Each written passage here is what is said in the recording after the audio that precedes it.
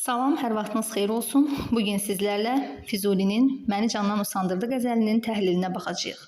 Qəzəllə bağlı bəzi məqamlara diqqət yetirək, sonra da ümumi təhlilə baxarıq.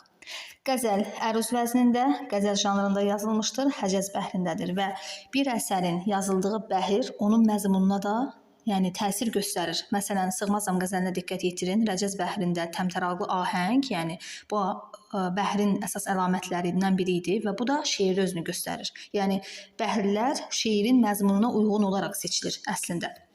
Sonda müəllifin öz təxəllüsünü çəkməyi var, amma özünə müraciət etmir. Füzuli şairin təxəllüsü olmuşdur. Janr baxımından Füzulinin ən çox istifadə etdiyi janrda yazılıb, çünki Füzuli klassik ədəbiyyatımızın qəzəl ustadı hesab olunur. Əksər beytlərdə daxili qafiyələrdən istifadə edilib. Yəni bütün beytlərdə daxili qafiyə var fikri yanlışdır. Məsələn, birinci beytimizdə yoxdur. Qafiyələnməsi də artıq bizə məlumdur. Qəzəlin qafiyələnməsi AA, BA, CA bu tipdə, ardıcıllıqla davam edir. İndi bəzi misraların təhlilinə baxaq, ondan sonra da digər qeydlərə keçid alarıq. Müəllif qeyd edir, məni candan usandırdı, cəfadan yar usanmazmı? Deməli, müəllif canından usanıb, lirik qəhrəman, şeir başdan ayağa lirik qəhrəmanın dilindən verilir. Əsərin əvvəlindən sonuna qədər onun ah-naləsi, bitmir. Deyilsə ki, sonuna yaxın biz onun ürəyinin çırpıntılarını, aşiq olaraq, sevgiliyə qarşı olan münasibətini görmüş oluruq. Bu yanlışdır. Elə əsərin ilk misrasından bu bizə məlum olur. Deyir, canından usandırdı məni, aşiqi, məşuqə canından usandırmışdır.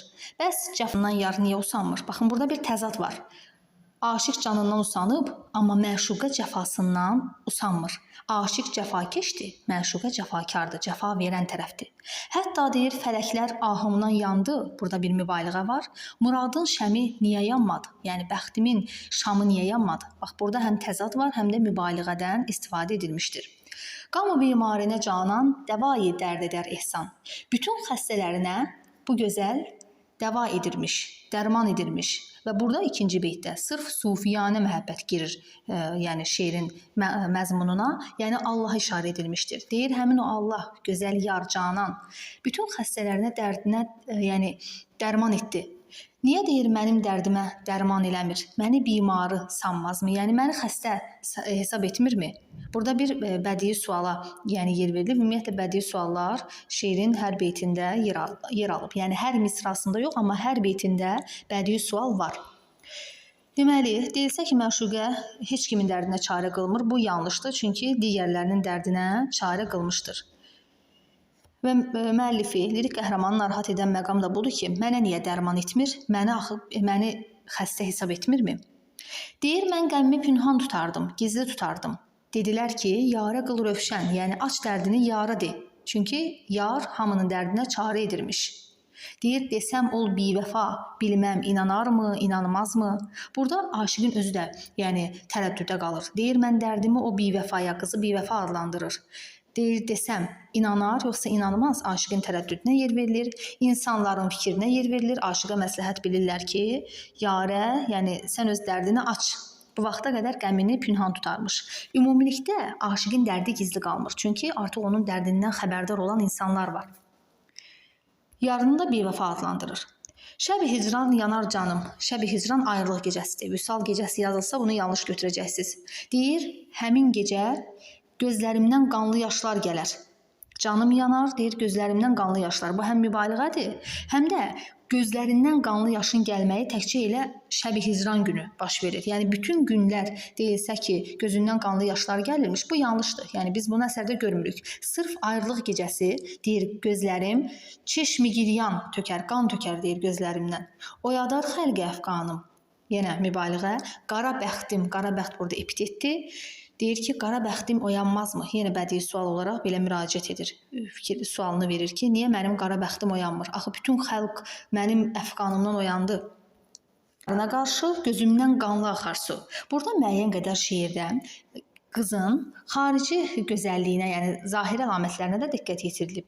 Gül rüxsarına qarşı qızın gül üzlü olduğu vurğulanır. Çəhrayı üzlü biri olub, gül üzlü. Gül necə olur? Qırmızı bir gül, elə də üzü gülə bənzəyirmiş. Çəhrayıymış belə. Deyir, onun gözəl gül üzünə qarşı olaraq mənim gözlərimdən qanlı axar su. Burada bir düz mütənasiblik var. Yəni qızın üzü qırmızıdır, çəhrayıdır. Onun da üzünə qarşılıq düz mütənasiblik, gözümdən qırmızı axır yaşlarım.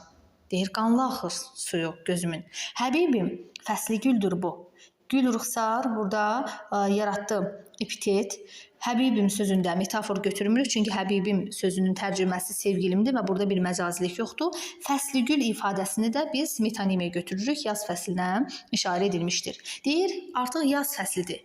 Axar sular bulanmazmı? Axı yaz fəsli olanda qış vaxtı yağan qarlar, dağların başındakı o qarlar əriyir, suya, yəni sulara qarışır və sular artıq bulanmalıydı deyir. Yəni niyə bulanmadı? Yaz fəsli gəlmişdir. Və sırf bu beytdə aşiqin gözündən axan o qanlı sular baharda suların, yəni bulanaraq axmasına bənzədilir. Yəni burada da bir oxşarlıq var. Deyildim mən sənə mail, sən etdin əqlimi zail. Aşiq deyir ki, mən sənə meyilli deyildim, sən mənim ağlımı başımdan aldın. Belə bir məqam Pəri qoşmasında da var. Deyir ki, Vaqifin ağlını almısan sərdən, yəni başından ağlını almısan, qıza müraciətlə belə xitabən deyilir. Mənə tən eyləyən qafil səni görcək utanmazmı? Ümumilikdə yadda saxlayın ki, şeirdə iki qınanılan obrazlar var, yəni insanlar var. Biri aşiqin özüdür, digəri məşuqədir. Məşuqə aşiq tərəfindən qınanılır. Deyir, mən sənə meyilli deyildim, sən mənim ağlımı başımdan aldın. Aşiq isə digərləri tərəfindən, o qafillər tərəfindən qınanılmış olur. İndi bunlara da növbəti hissədə toxunulacaq. Yəni bu qafillər eşqdən bixəbərlərdir. Deyir, səni görcək utanmazmı? Və qızın zahiri əlamətlərinə, gözəlliyinə burada ikinci dəfə toxunulmuş olur. Bir burada gül ruxsar dediyimiz məqamda, bir də deyir, o qafillər eşqdən bixəbərlər səni görsələr deyir, utanmazmı? Yəni qız o qədər gözəl idi ki, onu görəndən sonra utanacaqlar mənə tən etdiklərinə görə. Çünki sən çox gözəlsən, səni sevməmək mümkün deyil. Füzuli ründi şeydadır. Yəni özünü dəlicəsinə vurulan bir aşiq hesab edir. Deyir, Füzuli ründi şeydadır, həmişə xalqa rüsvadır. Və xalqa niyə rüsvai olub Füzuli? Çünki divanə aşiqdir. Rüsvay olmasının səbəbi əsərdə məlum olur. Bu da divanə aşiq olmasıdır. Aşiq canından bezib, amma eşqindən bezməyib və biz bunu elə ilk misralardan görmüş oluruq. Füzuli də sevgidən usanmır, sevgi yolundan cəfalardan bezmir. Yəni Füzuli özü də sevgisindən usanmır və sevgi yolunda cəfalardan bezmir. Sorun ki, bu nə sevdadır? Bu sevdadan usanmazmı? Və insanlara bir müraciəti var, istəyi var insanlardan Füzulinin. Deyir ki, bir sorun ki, bu nə sevdadır? Yəni məndən soruşun ki, nə sevdaya düşmüsən? Bu sevdadan usanmazmı? Usanmazmı sözü birinci beytdə, eləcə də sonda fərqli mənalarda yəni işlənmişdir. Məni canını usandırdı deyir. Cəfadan ya usanmazmı, bezməzmi? Sonuncu misrada isə sağalmazmı mənasındadır. Yəni deyir ki, sonra ki, bu nə sevdadır? Yəni Füzuli bu sevdadan sağalmazmı? Bu mənada düşünməliyik. Bəzi məqamlara da diqqət yetirək. Aşiq və qız qınanılır. Burada həm də aşiqin qızın iki dəfə qınaq obyektinə çevrildiyi məqamlar var. Birinci, ikinci beytdə olmalıdır. Deyir ki, niyə üçün qılmaz mənə dərman, məni bimar sanmazmı? Yəni, niyə mənim dərdimə çarə etmirsən? Burada qız birinci dəfə qınanılır. İkinci də burada sənə deyir, meyilli deyildim, amma sən mənim ağlımı başımdan almısan. Şeirin dilində bəzi alınma sözlər var, yəni üstünlük təşkil edir, amma biz deyirik ki, ümumilikdə şeirin dili başa düşüləndir. İnsanların istəyinə yer verilir. İnsanlar deyir ki, sən get dərdini yara aç, yəni yara qıl rövşən.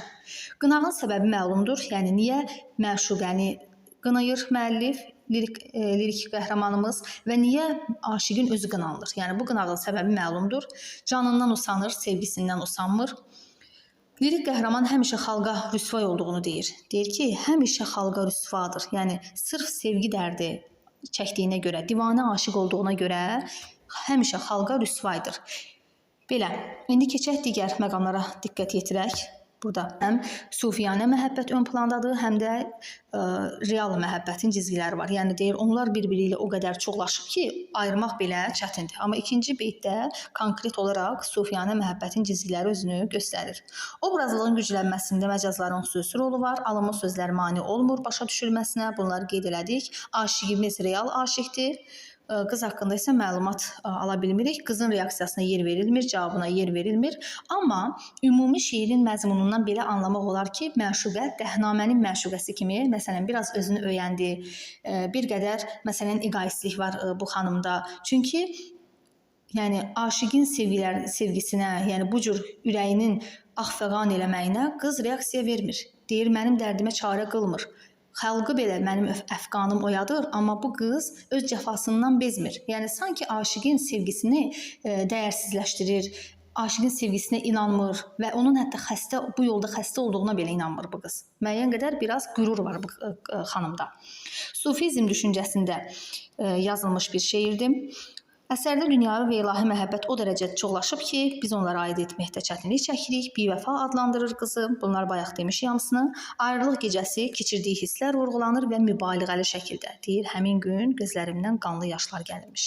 Lirik qəhrəman öz eşqindən bezsə də şikayətini dilə gətirmir. Çünki dilə gətirir. Yəni bu fikir yanlışdır. Şikayəti də qızın ona çarə qılmamağı, sevgisinə inanmamağıdır. Baxırıq indi bəzi məqamlara. Məni candan usandırdı qəzəli Füzulinin məhəbbət mövzulu lirik şeirlər içində xüsusi yer tutur. Bədii təsvir ifadə vasitələri gembol şəkildə işlənmişdir. Qəzəl birinci şəxsin lirik qəhrəmanın dilindən verilir. Lirik qəhrəmanın özü ilə müəllifin özüdür. Yəni bu həmişə belə olmur. Lirik qəhrəmanla müəllif fərqli insanlar ola bilər. Amma bu şeirdə eynidir. Bu lirik qəhrəmanın daxili hiss və cananan şikayətlərini sadə və inandırıcı şəkildə ifadə etməyinə imkan verir. Eşq qəmini pünhan saxlayan aşiq başqalarının məsləhəti ilə onu sevgilisinə açır. Yəni hələ açmaq düşüncəsindədir. Ancaq ondan bir vəfa və kəramət görmür. Şəb-i hicrana düşür. Yəni yardan ayrıldığı üçün işi axfəğanla keçir bunun bütün günləri. Bu hicran möhnətinin cəfasını yaşayır aşiq. Şəb-i hicran dedikdə öz ilkin zatından, ilahi aləmdən ayrılıb kəsrətə, çoxluq aləminə düşmüş zərrənin əhvalını nəzərdə tutur. Axı bu sufi düşüncəsi ilə yazılmış şeirdir. Çünki vəhdətdən ayrılıb maddi aləmə düşmüş bir zərrə, deməli vəhdətindən ayrıldı, öz Allahından, yaranışından, mənbəyindən ayrıldı və maddi aləmə düşdü, həqiqi real dünyaya düşdü. Buna görə də deyir, fəryad edir, bu zərrə fəryad edir. Mənəvi aləmindən ayrılıb maddi aləmə düşübmüş. Öz əslinə, yara qovuşmağa can atır. Burada artıq sufiyanə bir məzmun var, Allahına qovuşmaq istəyir. Və bir neçə bəlağət vasitəsi istifadə edilmişdir. Yəni bədii sualdır, səlc daxili qafiyədir, qarşı, bu ifadələr nəzərdə tutur. Bədii xitab işlənib, Həbibim deyərək, epitet var, gül rüxsar, mübaliğələr var, gözündən qanlı suların axmağı. Diqqət yetirik digər qeydlərə. Həcəz bəhrində yazıldığı haqqında burada vurğulanır və məni candan usandırdı. Cəfadan yar usanmazmı? Bizə belə deməyə əsas verir ki, Füzuli burada ilahilikdən, özünün ilahi eşq konsepsiyasından, eşq dərdinin saadəti olması ideyasından geri çəkilir, şikayət edərək aşiq kimi zəiflik göstərir. Yəni bu da qeydlərin birində keçir. Aşiqin yəni usanmağı belə deyək. Amma aşiq nə qədər usansa da bu eşq əzabından geri dönmür. Füzuli bir aşiq kimi eşq divanəsi olmuşdur. Eşq divanəsi olanda da ar və ismətindən keçmişdir. Yəni artıq onu qınayanlar var. Burada da Əliyevin yəni təhlilində göstərilir. İndi sevgilisi də onu öz rüsvalarından saymır. Yəni xəstə hesab etmir bu qız onu. Bu aşiqin bütünlüklə heysiyyətinə toxunur. Yəni niyə məni xəstə hesab etmirsən deyir. Onun varlığını sarsıdır. Aşiq sanki yenidən dəli divanə olur və büsbütün ruhdan düşür. Bu ruhu düşkünlük isə bir daha təsdiq edir ki, o haqq aşiqidir. Və son rüsvalığa görə təni etmək qəflət yuxusunda olan nadan və naşı adamların eşqdən bixəbər bidərdlərin işidir. Yəni ona təni edənlər eşqdən bixəbər olanlardır, naşı və nadan insanlardır.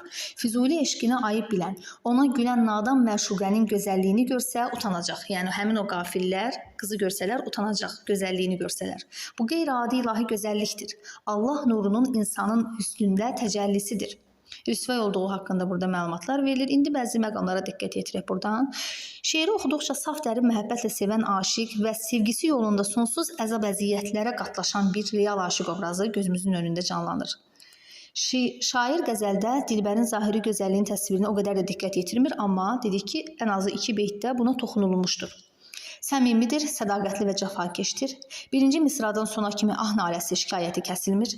Dərdini, kədərini, həyəcanını elə yanıqlı təsirli dillə bəyan edir ki, ona inanmamaq mümkün olmur. Deməli, oxucu da ona inanır, onun dərdinə. Aşiq səciyyəvi xüsusiyyətləri ilə diqqəti cəlb edən bitkin obrazdır. Məşuqənin cəfasını usansa da, ahının odu fələkləri yandırsa da, gözləri qan yaş axıtsa da o tutduğu yoldan geri dönmür. Son beytdə Füzuli təxəllüsünü işlədir, amma özünə müraciət etmir. Ümumilikdə isə şeirdə müraciət var. Həbibim deyərək müraciət səslənmiş olur. Diqqət yetirək mövzusu məhəbbətdir. Şeirin mövzusu məhəbbətdir, lirik növdədir. Bunları qeyd eləmişik əvvəldə. Beytlər şəklində yazılmışdır. Sonda müəllif ismi çəkilir. Bunu dedik. Bədii suallar hər beytdə işlənib, amma hər misrada yoxdur. İzahlarda, beytlərin bircə-bircə izahlarını da əvvəldə vermişik. Qəzəldə lirik qəhrəmanın aşiqin səciyyəvi xüsusiyyətləri ilə diqqəti cəlb edən bitkin parlaq obrazı yaradılıb. Bunları qeyd etdik. Məşuqənin cəfasından aşiq usanır. Yəni deyilsə ki, usanmır, usanır. Sadəcə sevgisindən, sevməyindən usanmır. Sevir, amma qızın əzablarından usanmış olur. Qəzəlin əksər beytində lirik qəhrəmanın yara, canana münasibətində sufiyanə məhəbbətin əlamətləri duyulmuşdur. Belə, ümumiliklə Füzulinin Məni candan usandırdı qəzəlinin də təhlilini yekunlaşdırdıq. Sizlərlə mən idim, Aytaç müəllimə. Diqqətinizə görə təşəkkür edirəm. Kanala abunə olub bəyənməyi unutmayın. Sağ olun.